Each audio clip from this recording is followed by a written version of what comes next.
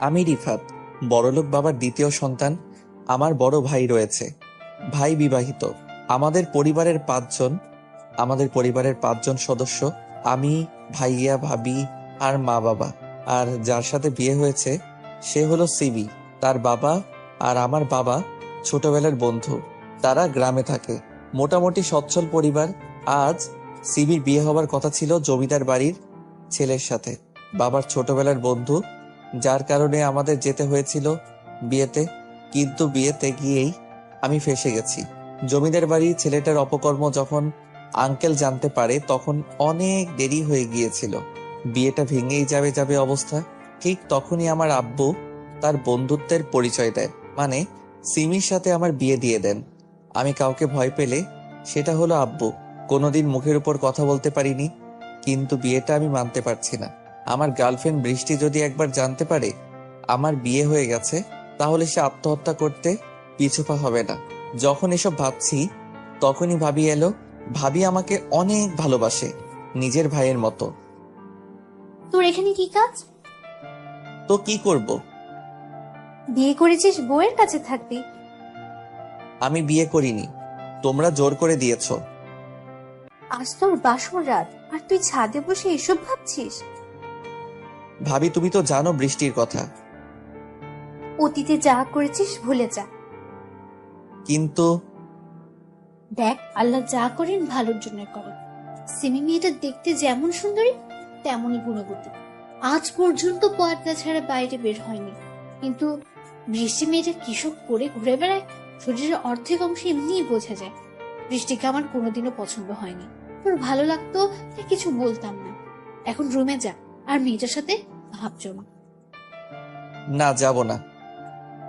যাবি না মানে? আয় চল বলছি। ভাবি কান ছাড়ো, ব্যথা করছে তো। রুমে দিয়ে আসি তোকে, তারপর ছাড়বো। উফ। ভাবি আমাকে ছাদ থেকে টেনে ঘরের ভিতরে রেখে গেল। ভাবি তুমি যতই বলো না কেন, সিমিকে আমি কোনো দিন মেনে নিব না। বৃষ্টিকে আমি নিজের করেই ছাড়বো, প্রয়োজনে নিয়ে পালাবো তাও ভালো। তবে সিমির মতো আনস্মার্ট গ্রামের খ্যাত মেয়েকে আমি মেনে নিব না। কোথায় আমি আর কোথায় সিমি? ভার্সিটির স্মার্ট ছেলেদের মধ্যে কারো নাম নিলে প্রথমে রিফাতের নাম আসে, আর সেখানে সিমিকে নাকি আজ পর্যন্ত পর্দার বাইরে কেউ দেখেনি। দেখতে নিশ্চয়ই বাজে, যার কারণে মুখ ঢেকে রাখে।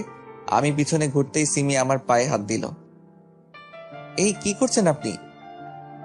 বাসরাতে স্বামীর পা ছুঁয়ে সালাম করতে হয়, তাই করলাম। ঠিক আছে, তবে আমার কাছে আর ঘেঁষবেন না। আমি আপনাকে বউ মানি না, আর কোনোদিন মানবো না। সিমি হয়তো আমার মুখে এই কথা শুনবে তা ভাবতে পারেনি। আমি ভাবলাম সিমি হয়তো রেগে যাবে, কিন্তু না, শান্ত গলায় উত্তর দিল, আপনি যা বলবেন তাই হবে।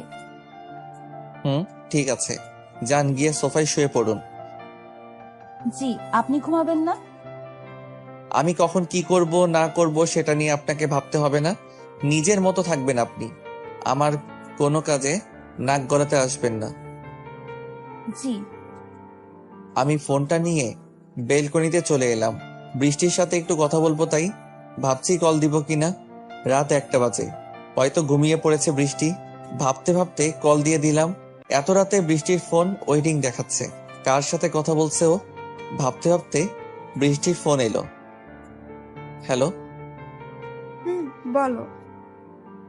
এত রাতে তোমার ফোন ওয়েটিং কেন? কার সাথে কথা বলছিলে? আমি যার সাথে ইচ্ছে কথা বলি, তাতে তোমার কি? আমার কি মানে? তুমি আমার গার্লফ্রেন্ড। গত 2 দিন কই ছিলা? গ্রামে গিয়েছিলাম, ফোনে চার্জ ছিল না, তাই ফোন দিতে পারিনি।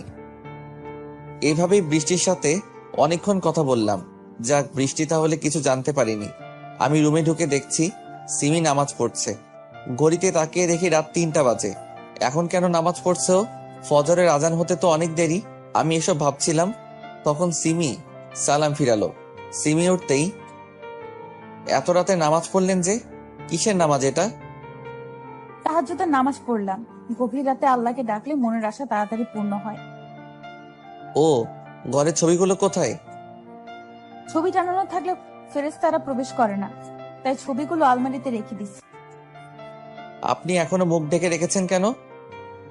আপনি চাইলে দেখতে পারেন, আমার সমস্ত কিছুর উপর এখন থেকে আপনার অধিকার রয়েছে।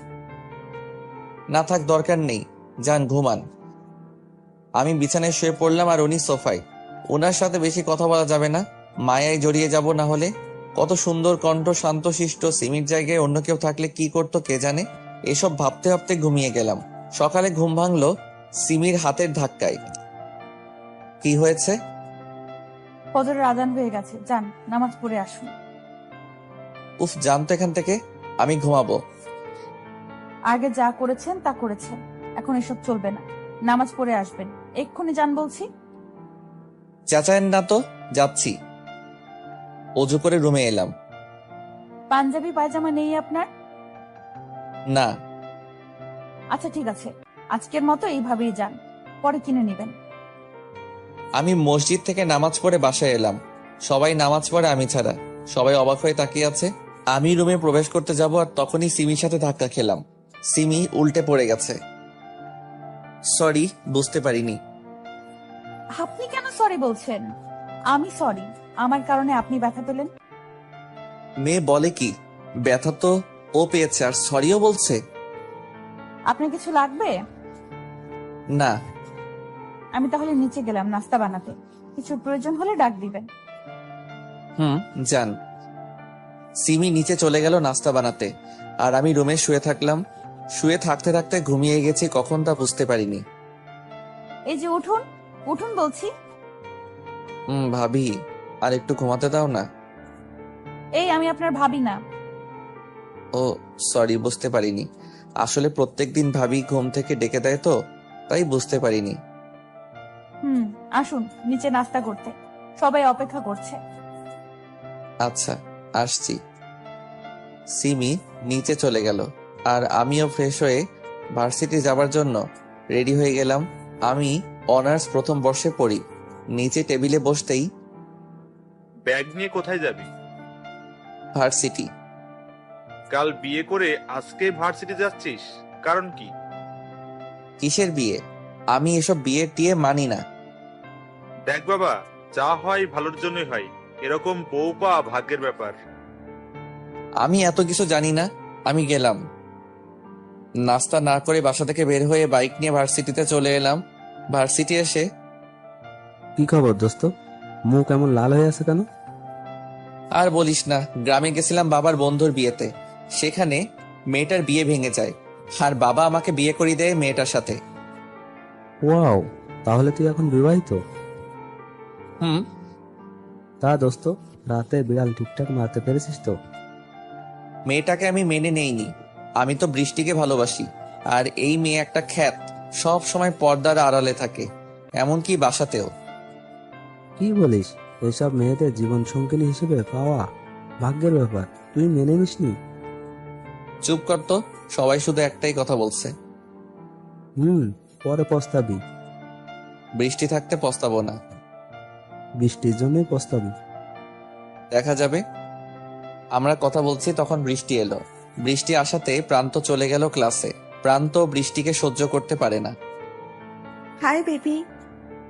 হাই। আসতে এত লেট হলো কেন? রাস্তায় জ্যাম ছিল তাই। বৃষ্টি আর আমি কথা বলছি তখনই ভার্সিটিতে একটা কার আসে। কারটা আমার আব্বুর। আব্বু ভার্সিটিতে কেন এলো?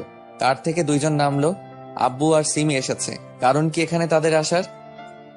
রিফাত, জি আব্বু। চল আমার সাথে। কোথায়?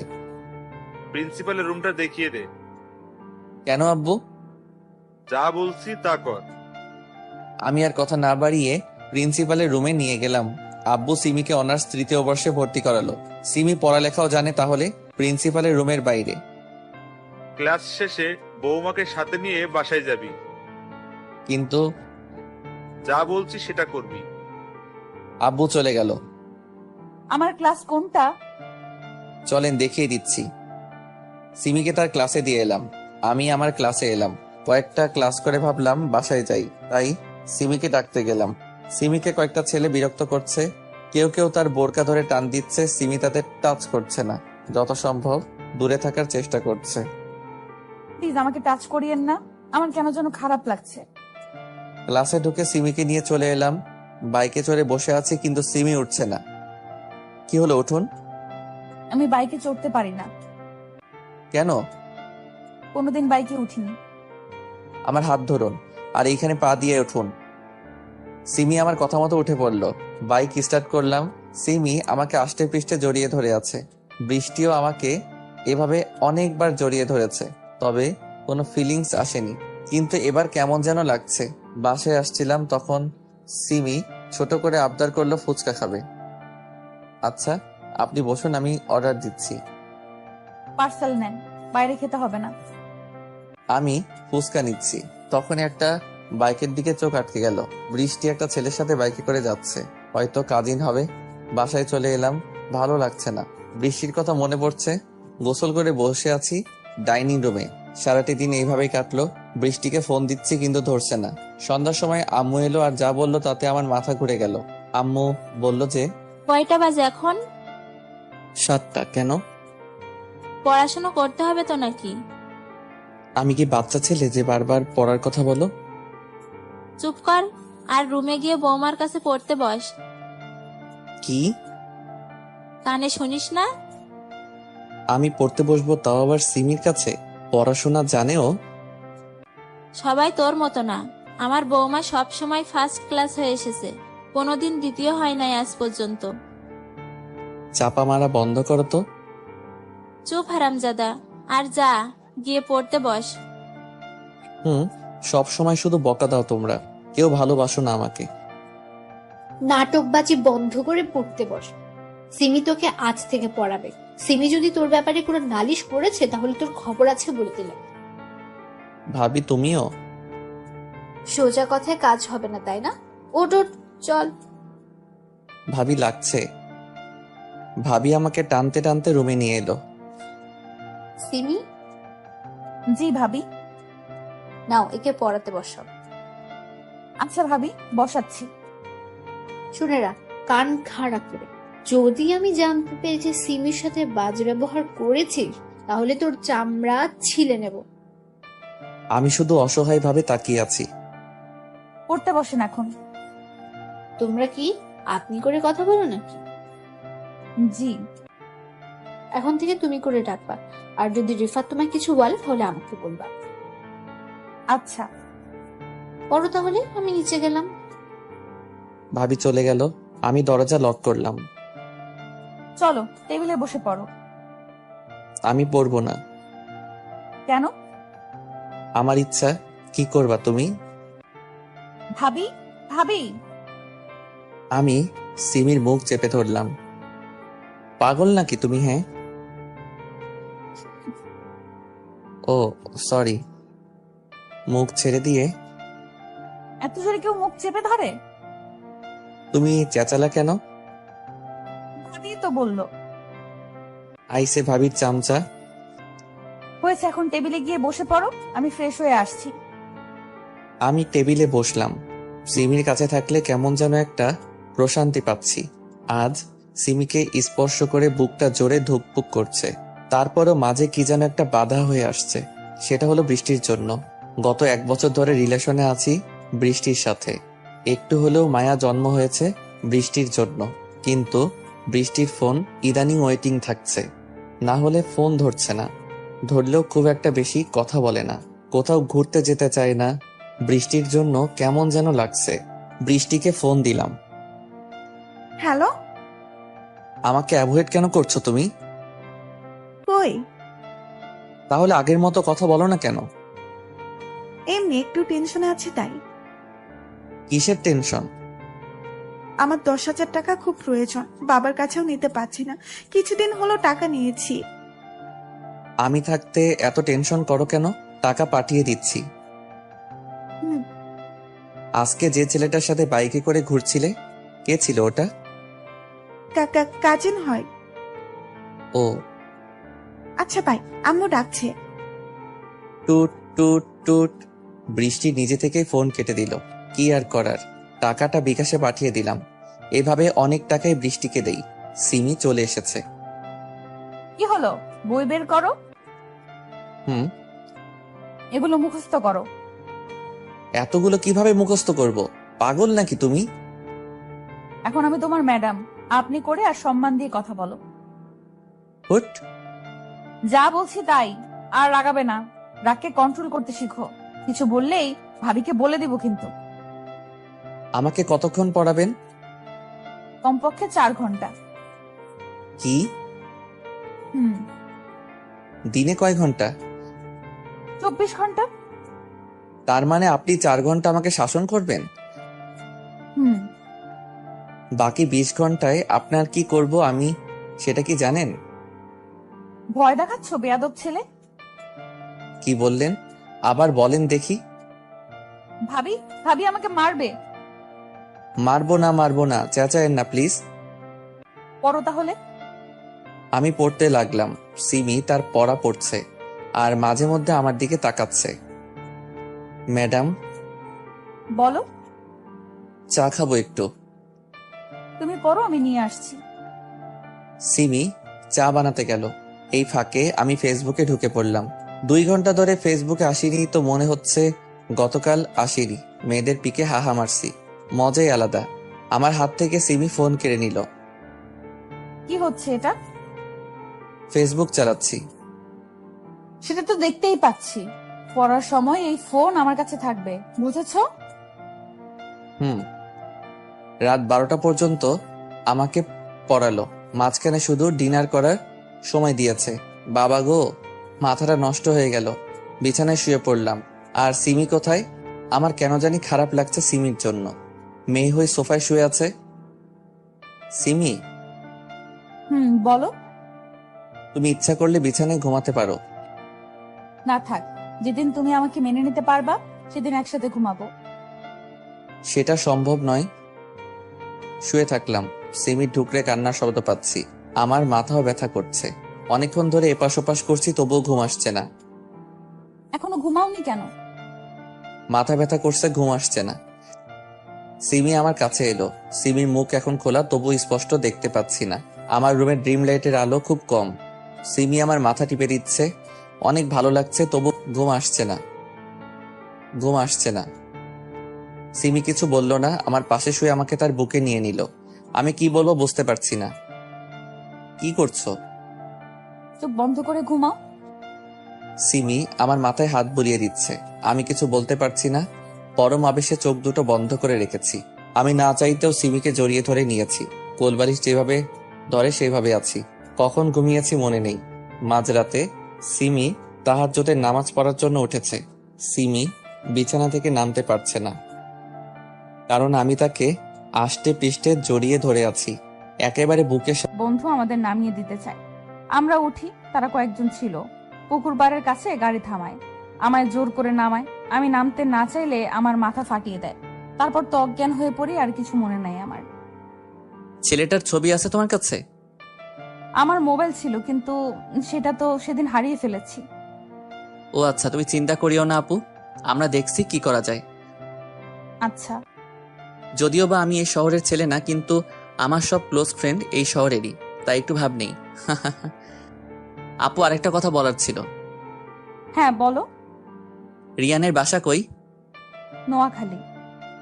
ও আচ্ছা, এটা আগে বলবা তো। কেন? না কিছু না, তুমি বিশ্রাম করো। আচ্ছা। নিয়ন, এদিকে আয় তো একটু। হ্যাঁ বল। জানি সে তো ছেলে কোথাকার। আপুর হয়তো ততটা ধারণাই নেই যে ওই ছেলে কেমন। আমাদের কিছু করতে হবে দোস্ত। আচ্ছা দেখ তোরা কি করা যায়। আচ্ছা, আজকে আসি। আচ্ছা, সাবধানে যা। রাস্তায় আস্তে আস্তে ভাবছিলাম আপুর সাথে এমন ঘটনা ঘটলো, তাহলে অনেকের সাথে এমন ঘটেছে হয়তো। ভাবতে ভাবতেই হোস্টেলে চলে এলাম। রাতের বেলা হঠাৎ দিনের ঘটনাটা মনে পড়লো। মিম আপু এটা কিভাবে করতে পারলো? আমি তাকে এত ভালোবাসি আর সে কিনা আমায় সবার সামনে চড় মারলো। আর কখনো আপুকে বিরক্ত করব না। আপু ভালো থাকুক, এটাই আমি চাই। যেহেতু সে তার মনের মানুষ পেয়ে গেছে, এখন আর তাকে অযথা কেন বিরক্ত করব। কিরে, কি ভাবছিস? ভাবনায় ছেদ ধরালো। কিছু না। আচ্ছা দোস্ত, তুই না বললি নিলয়কে নোয়াখালীর লোক কেমন হয়? আচ্ছা, তারা কেমন হয়? জানিস না? না। তুই কি উগান্ডা থেকে আগত নাকি? দূর বল না। না রে, নোয়াখালী এমন এক জায়গা যেখানে অধিকাংশ লোক আমাদের থেকে অনেক চালাক আর চতুর। তাদের ভাষা সহজে কোনো মানুষের বোধগম্য নয়। এক কথায় বলি, আমাদের ভাষায় তারা হলো টাউট প্রকৃতির লোক। তাই তো সেখানে যেতে সরকার ভিসার ব্যবস্থা করেছে। আর আমাদের পার্শ্ববর্তী দেশও বটে। এজন্য। হুম। আচ্ছা, ঘুমা তাহলে। আচ্ছা, শুভরাত্রি। শুভরাত্রি। যদিও বা আজকে আমার ঘুম আসবে না, তবুও চোখ বন্ধ করলাম। মিম আপুর সাথে কাটানো প্রতিটি মুহূর্ত এর কথা মনে পড়ছে। ভাবতে ভাবতে কখন যে ঘুমাই পড়ছি। সকালবেলা উঠলাম, উঠে মন খারাপ হয়ে গেল। এতদিন তো ভার্সিটি যেতাম মিম আপুকে দেখার জন্য, আজকে কিসের জন্য যাব? দূর, আজকে যাবই না। কিন্তু আবিদ অনেক জোরাজোরি করে ভার্সিটি নিয়ে গেল। ভার্সিটি যেয়ে পৌঁছেছি, এমন সময় গেটের সামনে দেখি মিম আপু তার বফকে নিয়ে ভার্সিটিতে ঢুকছে। আবার মন খারাপ হয়ে গেল, কিন্তু তবুও গেলাম। এক ফ্রেন্ড আমাদের কাছে আসলো, এসেই একটা কাহিনী হয়ে গেছে জিম। কি? অনেক জানতে পেরেছে ছেলেটাকে। কিভাবে? জানি না, তবে ওই তোদের ডাকলো। কোথায়? আমরা যেখানে আড্ডা দিই সেইখানে। চলো তাহলে। হ্যাঁ চল। রিয়ানের সাথে দেখা হওয়ার পর থেকে মাথার ভিতর একটা জিনিস ঢুকছে না। কি বিষয় জানতে পারলো নিয়ন, শুধু আগ্রহটা বাড়ছে। তাই দেরি না করে আমরা সবাই যেখানে আমরা আড্ডা দেই সেখানে গেলাম। আমরা ভার্সিটির বড় বট গাছের নিচে আড্ডা দিতাম সব বন্ধুরা মিলে, তাই সেখানে গেলাম। গিয়ে দেখি সেখানে নিয়ন সহ আমাদের কয়েকজন বন্ধু বসে আছে। নিয়নকে দেখে অনেকটা অন্যমনস্ক মনে হচ্ছে, তাই তার কাছে গেলাম। তোর এই অবস্থা কেন? ও তুই বলিস না বন্ধু, একটা বিষয় জানতে পারছি। কি বিষয়? সেটা বলার জন্যই তো তাড়াতাড়ি ডাকলাম তোদের। বল তাহলে। আপু যে রিয়ানের কথা বলছিল না, তার খবর পেয়েছি। কি বলিস, কই খবর পাইলি? অনেক কষ্ট করে বের করেছি দোস্ত। এই যে এটাও ঠিকানা। তো কার জন্য অপেক্ষা করছি, চল যাই। যাবো, তবে এখন না। কেন? মনে নেই আজকেকার ক্লাস আছে কার? শ্রুতি ম্যামের। ও আচ্ছা, তাহলে তো ফাঁকি দেওয়াই যাবে না। চল। কি ভাবছেন আমরা ম্যামকে দেখতে যাচ্ছি? ভুল, আসলে নাম শ্রুতি, কিন্তু কাজে বিশ্রুতি। দেখতেও হাতির মহিলা ভার্সন, আর ব্যবহারও সেরকম। তাই তার ক্লাস ফাঁকি দিলে অবস্থা খারাপ করে ছাড়বেন। ক্লাসে যাচ্ছিলাম, নিবিড় ভাইয়ার সাথে দেখা। হাজার হোক আমার সতীন, তাই মনে হয় কথা বলল। এই জিম, ভাইয়া। কেমন আছো? ভালো, আপনি? ভালো। ও আসলে সেদিন মিম তোমার সাথে যা করলো ঠিক করে নাই, তাই তো তোমার সাথে কথা বলতে চাই। আচ্ছা ভাইয়া, আমার তো এখন ক্লাস আছে, তাই আমাকে যেতে হবে, পরে কথা বলবো। আচ্ছা, কিন্তু বলিও ক্লাস শেষে ক্যান্টিনে তোমার জন্য অপেক্ষা করব। আচ্ছা, আমি আসার চেষ্টা করব। আচ্ছা। নিবিড় ভাইয়ার আচরণ ভালো লাগলো, তাই ঠিক করলাম যেহেতু মিম আপু ডাকছে, তাই ক্লাস শেষ করে দেখা করব। তারপর ক্লাসের দিকে রওনা দিলাম। ক্লাস শুরু হয়ে গেছে, পড়লাম মহা মুসিবতে। এই ম্যাম শুরু হলো থ্রেট। অনেকক্ষণ দেওয়ার পর ক্লাসে ঢুকতে দিল। ক্লাস শেষ করে বন্ধুদের বললাম, তোরা বাইরে অপেক্ষা কর, আমি একটু আসছি। এই সময় তোর কি কাজের কথা মনে পড়লো? যা তোরা, আমি যাচ্ছি, শুধু 5 মিনিট দে। আচ্ছা, তাড়াতাড়ি আসিস। আচ্ছা বলেই ক্যান্টিনে গেলাম। দেখি মিম আপু আর নিবিড় ভাইয়া বসা আছে। আমি কাছে গেলাম। আপু ডাকছিলে আমায়? জিম, কেমন আছিস? খুব ভালো। তুই এখনো আমার উপর রেগে আছিস? না, বলো কি বলবা। দেখ, তুই আমার ভাইয়ের মতো। আমার বাবা মাও তোকে তাদের সন্তানের মতো মনে করে। তার উপরে আমি তোর থেকে বড়, তাই তোর উপরে হাত তুলেছিলাম। কিন্তু তারপর থেকেই বিশ্বাস কর, আমি অনুতপ্ততাই ভুগছি। তাই নিবিড়ের মাধ্যমে তোকে ডাকলাম। আমায় মাফ করে দে বোন হিসাবে। আচ্ছা আপু, কোনো ব্যাপার না, তোমাদের একসাথে ভালো লাগলো দেখে। ধন্যবাদ। তোমাকেও। আচ্ছা আমি গেলাম। কোথায় যাবি? তারপর সব বললাম। আমার বড় আপুর সাথে প্রেম করার হলো না বোধহয়। যাক, বাদ দেই। আমার বন্ধুরা আবার আমার জন্য অপেক্ষা করছে, তাদের কাছে গেলাম। সবাই মিলে রিয়ানের বাসায় যাই। তার বাসায় গিয়ে তাকে পাই। তাকে নিয়ে তার বন্ধুদের কাছে যাই, তাদের সবাইকে নিয়ে আসি। ভাবছেন কি হচ্ছে, তাই না? দেখতে থাকুন। বলছিলাম না আমার বন্ধুরা সবাই স্থানীয়, আমি আর অপু শুধু বাইরের। আবিদের চাচ্চু রাজনীতি লোক, তাই তার সাহায্য নিয়ে সবাইকে ধরে ফেলি। বেশি বেগ পেতে হয়নি। তারপর তাদের সবাইকে নিয়ে আসি মেঘা আপুদের বাসায়। মেঘা আপু রিয়ানকে 2টো থাপ্পড় মারে। সবাই তার কাছে ক্ষমা চায়। তারপর আমরা সবাইকে পুলিশের হাতে তুলে দেই। এই সব কিছুর প্ল্যান করেছিলাম আমি। যেহেতু আমাদের কাছে প্রমাণ আছে, সেহেতু সহজে ছাড়া পাবে না। মেঘা আপু তাড়াতাড়ি সুস্থ হওয়ায় তাকে আজকে হাসপাতাল থেকে ছেড়ে দেয়। আর আজকে সবাইকে ধরতে পারায় আপু খুব খুশি। জিম, জি আপু। অনেক ধন্যবাদ তোমাকে। আর এইসব দিতে মানা করছিলাম না? দেওয়া জরুরি ছিল, তাই দিছি। মানে? কিছু না। আচ্ছা আপু, আমি গেলাম। আচ্ছা। নিজের খেয়াল রেখো। আচ্ছা, বাই। বাই। তারপর আন্টি অনেক জোরাজোরি করে আমাদের খাওয়ালো। খাওয়া দাওয়ার পর হোস্টেলে চলে এলাম। রাতে আবার মিমাপুর কথা মনে পড়লো। সব শেষ। ফেসবুকেতে গেলাম, সেখানে আপু আবার স্ট্যাটাস দিছে, in an open relationship with Nibir Hossain. এটা দেখে আরো খারাপ লাগলো। বের হয়ে আসলাম ফেসবুক থেকে, রুমের বাইরে গেলাম। ভাবছি আমার আশা শেষ, আর বড় আপুর সাথে প্রেম করা হলো না। ভাবতে ভাবতেই একটা আননোন নাম্বার থেকে ফোন এলো। হ্যালো, হ্যালো, কে বলছেন? চিনতে পারোনি? না, কে বলছেন? আসলে আমি মেঘা। ও আচ্ছা, মেঘা আপু, তোমার নাম্বার সেভ করা নাই তো? ও হ্যাঁ। এখন কেমন আছো আপু? যেমনটা দেখে গেলে ঠিক তেমনই আছি। ও, থাকা ভালো। খাওয়া দাওয়া করলা? কি বলছো, তোমাদের বাসায় না খেয়ে আসলাম? বাসায় তো তুমি ছিলে। ইস, মনে ছিল না। মন কোথায় থাকে? মন মনে হয় আবার হারায় গেছে। তাই বুঝি। তাহলে এবার ভালো না খারাপের কাছে গেছে? ভালোর কাছেই গেছে। বা, বুঝেই ফেলছো? দেখলে তো বুঝবই, তাই না? এত তাড়াতাড়ি মন হারাই গেল? কি করব বলো, মন যে ভালো মানুষকে পেলে আর আটকানো যায় না। ও আচ্ছা, হুম, তো সে কে? বোঝার সময় এলে ঠিক সে বুঝবে। মানে? কিছু না, বাই। কেটে দিল। আজব তো, কি যে বলে গেল কিছুই বুঝলাম না। যাই হোক, অনেক রাত হয়েছে, ঘুমাতে হবে। সারাদিনে অনেক ধকল গেছে। সকালবেলা ফ্রেশ হচ্ছিলাম, দেখি নিয়নের ফোন। হ্যাঁ বলো। দোস্ত, একটা কাজ করতে পারবি? কি কাজ? মেঘা আপুকে একটু কলেজে নিয়ে যাবি? আসলে আমি নিয়ে যেতাম, কিন্তু আমার একটা কাজ আছে, তাই যদি তুই নিয়ে যাইতি।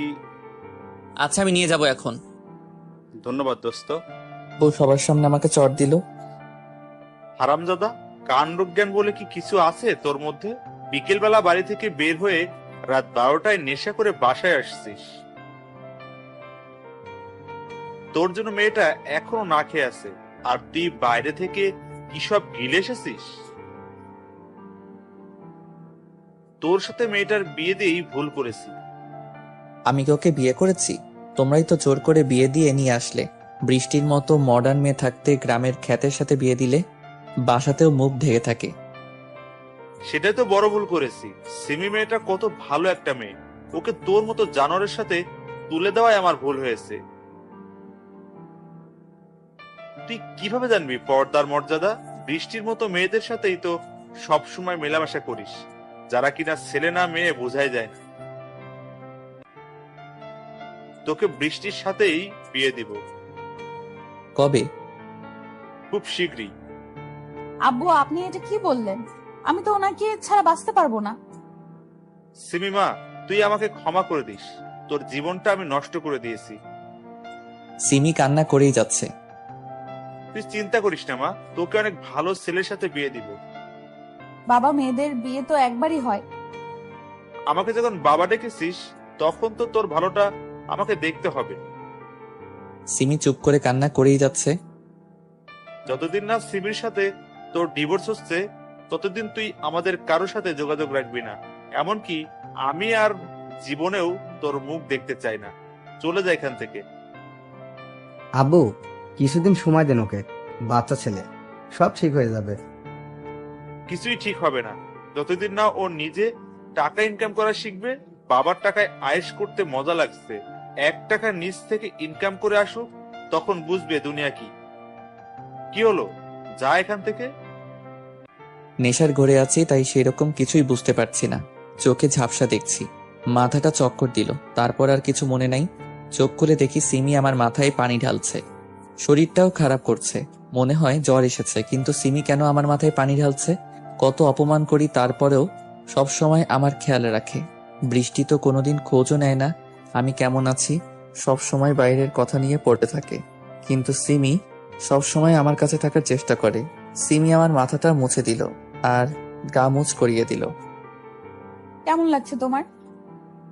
ভালো। আচ্ছা, শুয়ে পড়ো। সিমি উঠতে যাচ্ছিল, তখন তার হাতটা ধরলাম। কিছু লাগবে? আজকে একটু পাশে থাকো না। তুমি চোখ বন্ধ করো, আমি তোমার মাথায় হাত বুলিয়ে দিচ্ছি। আমি চোখ বন্ধ করে শুয়ে আছি, আর সিমি আমার মাথায় হাত বুলাচ্ছে। কম্বলের নিচে আছি, তারপরও ঠান্ডা লাগছে। আমি সিমিকে শক্ত করে জড়িয়ে ধরলাম। সিমি কিছু বলল না, পাশ ফিরে আমাকে তার বুকে জায়গা করে দিল। তোমাকে সারা জীবন এইভাবে আগলে রাখতে চাই, তবে ভাগ্যে না থাকলে তো কিছু করার নেই। রুমের লাইট জ্বলছে, আমি সিমির বুকে আছি, তারপরও কাঁপছি। সিমিকে আরো শক্ত করে জড়িয়ে ধরলাম। সারা জীবন এইভাবে থাকলে কি হয়, একটু ভালোবাসাই তো চেয়েছি। সিমি আমার মুখের দিকে তাকিয়ে আছে, জ্বরের কারণে মুখটা একটু শুকিয়ে গেছে। হালকা গোলাপি আর গোলাপের মাঝামাঝি ঠোঁটের রং, জোড়া ভ্রু, সাদা ধবধবে চেহারা, এখন কত সুন্দর লাগছে। কিন্তু আমার সাথে শুধু বাজ ব্যবহার করে। আমার কি স্বামীর ভালোবাসা পেতে ইচ্ছে করে না? আজ পর্যন্ত পরপুরুষের দিকে ঠিক মতো তাকাইনি, শুধুমাত্র স্বামীকে প্রাণ ভরে দেখবো বলে। স্বামীর ভালোবাসা তো দূরে থাক, এই ছেলে তো আমাকে টাইমই দেয় না। আল্লাহ কি আমার ভাগ্যে স্বামীর ভালোবাসা লেখে নেই, নাকি আমার ধৈর্যের পরীক্ষা নিচ্ছে? ওনাকে বুকে পেয়েও কি ভালোবাসা পাবো না? সিমি এসব ভেবে দীর্ঘ একটা নিঃশ্বাস নিল। সিমির শরীরটা কত নরম, একেবারে তুলা হয়ে আছে। আর আমি জিম করে শরীরকে পাথর বানিয়ে দিয়েছি। শরীর থেকে মিষ্টি একটা ঘ্রাণ ভেসে আসছে। আমার শরীরটাও হালকা গরম লাগছে। এত কাছে একটা মেয়ে আছে, এমনকি বুকে নিয়ে আছে, তাহলে যা হয় আর কি। কিন্তু না, সিমির সাথে এসব না। আমার অবস্থাও ক্রমশ টাইট হয়ে যাচ্ছে। ওকে ছাড়তেও মন চাচ্ছে না। তার পায়ের সাথে পা ঘষছি, তার নরম পিঠকে শক্ত করে জড়িয়ে ধরে আছি। বুক থেকে তার গলা পর্যন্ত গেলাম, ছোট করে একটা চুমু দিলাম। সিমি আমার প্রত্যেকটা স্পর্শে কেঁপে উঠছে। সিমি হয়তো বুঝতে পেরেছে আমার অবস্থাটা। সুযোগ যখন পেয়েছি তোমাকে কাছে পাবার, তখন এটাকে কাজে লাগাতে হবেই। সিমি আমাকে একটু উপরে টানলো। সিমির মুখ খোলা, এই প্রথম সিমিকে দেখলাম। সিমি এতটা সুন্দর, টানা টানা চোখ, চেহারার কাটিংটা কি আর বলবো। সব থেকে আকর্ষণীয় হলো তার গোলাপের পাপড়ির মতো ঠোঁটের নিচের তিলটাকে ছোট করে চুমু দিলাম। সেখান থেকে ঠোঁটে এত মিষ্টি লাগছে। সিমি আমার চুল খামচি মেরে ধরে রয়েছে, মনে হচ্ছে সারা জীবন ভাবেই থাকি। ডান হাত দিয়ে তার জামার তলে দিয়ে হাত ঢুকিয়ে তার নাভিতে রাখলাম। সিমি পুরাই কেঁপে উঠল। উত্তেজনার বশে সিমির ঠোঁটে কামড় বসিয়ে দিয়েছি। কামড় দিচ্ছ কেন? সরি। কাছে আসো। এবার নিচ থেকে ঠোঁট জোড়া করলো। তারপর সব হলো যা কাপলদের মধ্যে হয়। সকালবেলা ঘুম ভেঙে দেখি সিমির বুকে রয়েছি। শরীরটা মোটামুটি সুস্থ মনে হচ্ছে। উঠে বাথরুমে গিয়ে ফ্রেশ হয়ে এলাম। এসে দেখি সিমি জেগে গেছে। সিমি আমার কাছে এলো। দেখি তো এখন তোমার জ্বর আছে কিনা। জ্বর আগের থেকে কমেছে। তুমি শুয়ে থাকো, আমি ফ্রেশ হয়ে তোমার জন্য নাস্তা বানিয়ে আনছি। সিমি ফ্রেশ হতে গেল আর আমি শুয়ে থাকলাম বললে ভুল হবে। মোবাইল নিয়ে টিপাটিপি করছিলাম। সিমি ফ্রেশ হয়ে এলো, বোরকা পরে নিল। বাসাতেও কি বোরকা পরা জরুরি? আমাকে দেখার অধিকার বাবা মা আর তোমার। তুমি ছাড়া অন্য কাউকে কেন দেখতে দিব? না মানে? কোনো মানে না। ফোন রেখে ঘুমিয়ে থাক। এইমাত্র ঘুম থেকে উঠলাম। চোখ বন্ধ করে শুয়ে থাকো। একটু কাছে আসো তো। বলো। আমি সিমিকে কাছে টেনে নিলাম। সিমি এখন আমার নিচে আর আমি তার উপরে রয়েছি। কি করছো? ছাড়ো। ছাড়ার জন্য তো ধরিনি। এখন ছাড়ো, এমনিতেই রাতে ঘুমাতে দাওনি। না, একটু আদর করি। এখন দাও। একটু। নাস্তা বানাতে হবে তো। তাহলে তাড়াতাড়ি একটা কিস দাও, না হলে ছাড়বো না। যার ইচ্ছা হয়েছে সে করুক, আমি পারবো না। আমি সিমির নিকাবটা খুললাম। এক দৃষ্টিতে সিমির দিকে তাকিয়ে আছি। মেয়েটা সত্যি অনেক সুন্দর, দেখলেই প্রেমে পড়ার ইচ্ছে করবে। সিমি কিছুটা লজ্জা পেল। সিমির ডান গালে হাত দিলাম, আস্তে করে তার উপর এক পা দিলাম। বাম হাতটা তার মাথার তলে রাখলাম। সিমি প্রত্যেকবারই কেঁপে উঠছে। আস্তে আস্তে সিমির ঠোঁটের কাছে আমার ঠোঁট নিয়ে গেলাম, কিন্তু কিস করলাম না। তার ঠোঁটের সাথে আমার ঠোঁট হালকা স্পর্শ করে আছে। আমি কি কিস করব? সিমি আমার মাথার চুল খামচে ধরে তার ঠোঁটের সাথে আমার ঠোঁট চেপে ধরলো। অনেকক্ষণ পর ছাড়লো। দুজনেই হাঁপাচ্ছি। সিমি আমাকে জড়িয়ে ধরে বুকে মুখ লুকালো। কি হলো তোমার? লজ্জা পাচ্ছ বুঝি? কেন? তোমাকে এত রোমান্টিক হতে কে বলেছে? সুন্দরী বউ থাকলে তো যে কেউই রোমান্টিক হয়ে যাবে। কইছে তোমারে। ছাড়ো, এখন রান্না করতে হবে। সিমিকে ছেড়ে দিলাম। সিমি নিকাব ঠিক করে রান্না করতে গেল। বৃষ্টিকে ফোন দিলাম। Hello baby. রাখো তোমার হ্যালো, বউকে পেয়ে কি আমাকে ভুলে গেলে? তুমি যা করতে বলেছো তাই তো করছি। সবকিছু ঠিকঠাক আছে তো? হুম।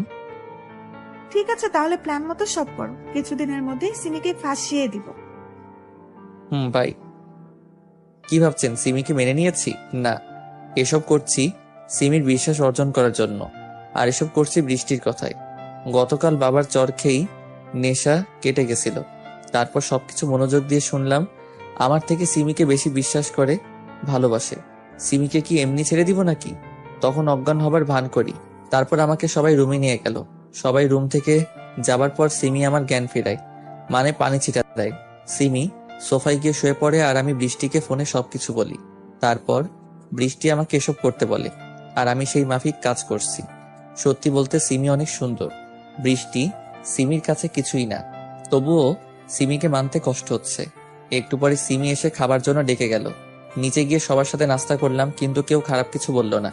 গতকাল যা করেছি তার জন্য তো বকার কথা ছিল। রুমে গেলাম, সিমি বিছানা ঠিক করছে। আমি গিয়ে পিছন থেকে জড়িয়ে ধরলাম। উফ, ছাড়ো তো, কেউ দেখে ফেলবে। দেখুক, সমস্যা কি? পাগল। হঠাৎ শুনতে পেলাম আম্মু ডাকছে। নিচে গিয়ে দেখি ভাবি অজ্ঞান হয়ে গেছে। বাসাতে কেউ নেই। ভাবিকে নিয়ে হাসপাতালে গেলাম। সিমি আর আম্মুও গেল সাথে। ভাইয়াকে কল করার জন্য হাসপাতালের বাইরে এলাম। ভাইয়াকে আসতে বলে ফোন রাখলাম। হাসপাতালের সামনে আবাসিক হোটেল রয়েছে। একটা রিক্সা এসে হোটেলের সামনে দাঁড়ালো। রিক্সাতে বৃষ্টি আর তার কাজিন রয়েছে। তারা হোটেলে ঢুকলো।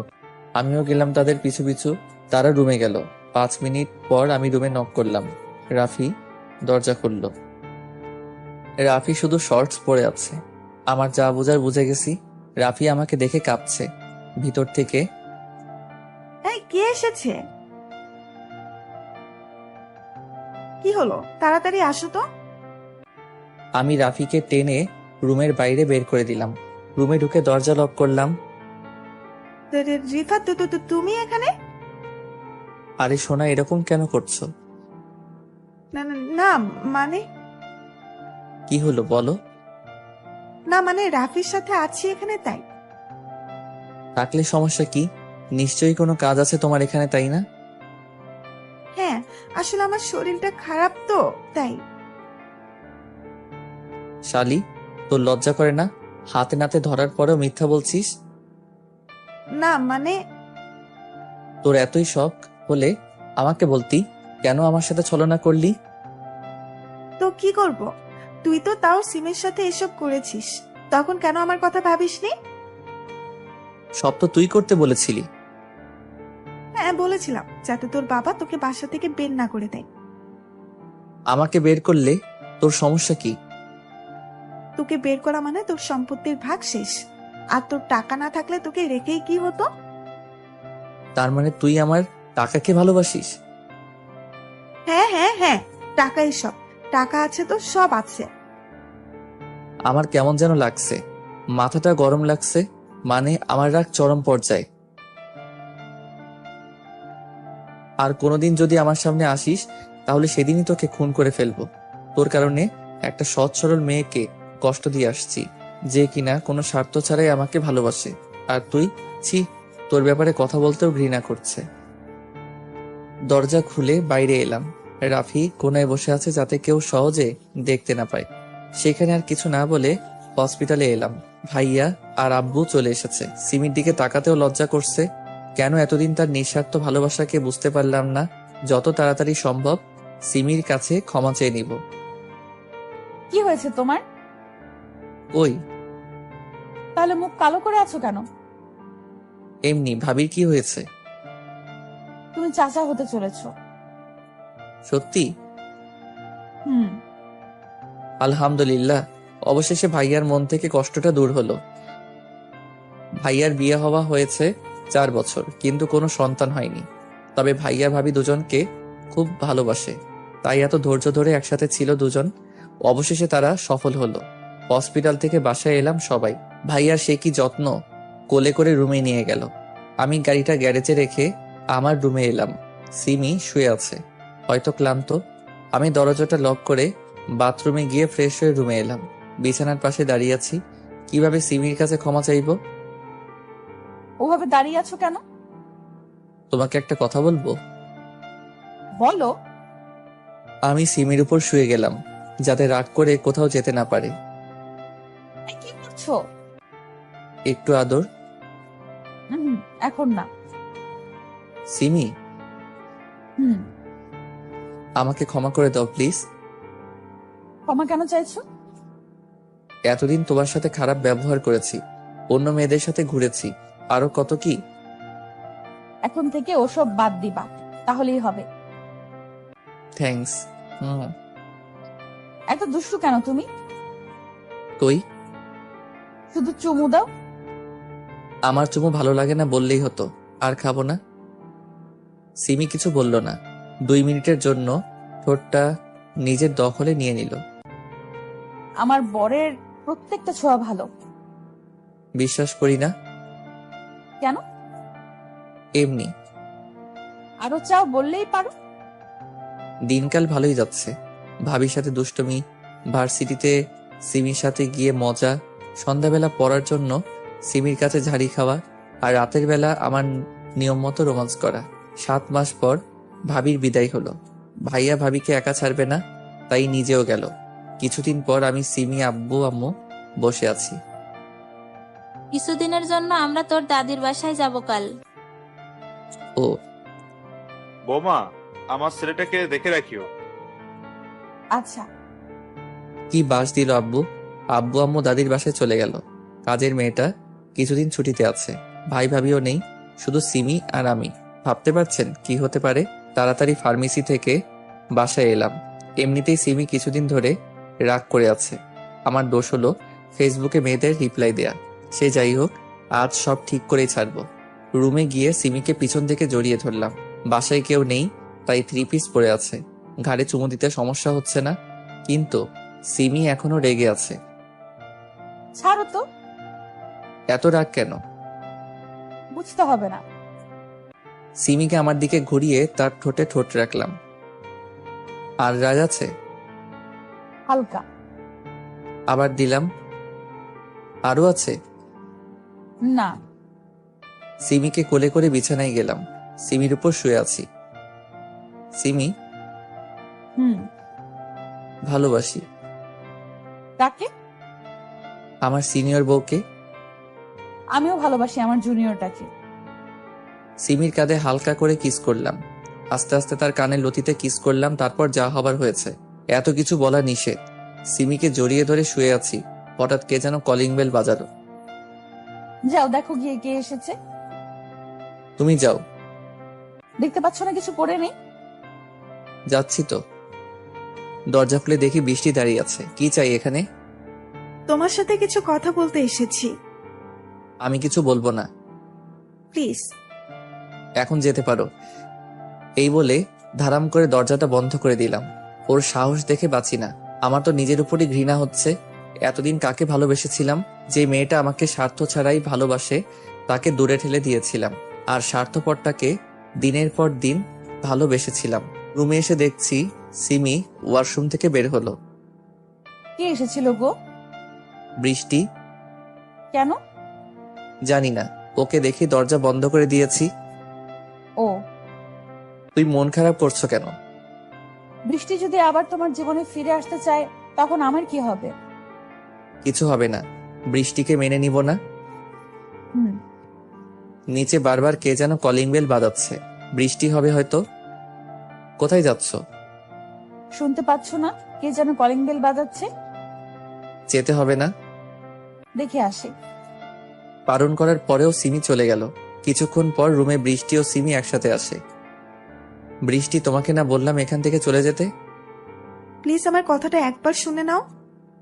না, শুনবো না। আহা, শুনে নাও না কি বলতে চায়। আচ্ছা তাড়াতাড়ি বলো। আমি প্রাইভেটে বলতে চাই। মানে? শুধু তুমি আর আমি থাকবো। তাহলে দরকার নেই। সিমি এখান থেকে যাবে না। এই যে বন্ধুরা, গল্প শেষ করে কমেন্ট না করে চলে যাচ্ছ, এইটা কিন্তু ঠিক না। তাড়াতাড়ি কমেন্ট করো। আর যারা এখনো আমাদের চ্যানেলটি সাবস্ক্রাইব করো নাই, জলদি করে সাবস্ক্রাইব করে আমাদের চ্যানেলের একজন মেম্বার হয়ে যাও প্লিজ।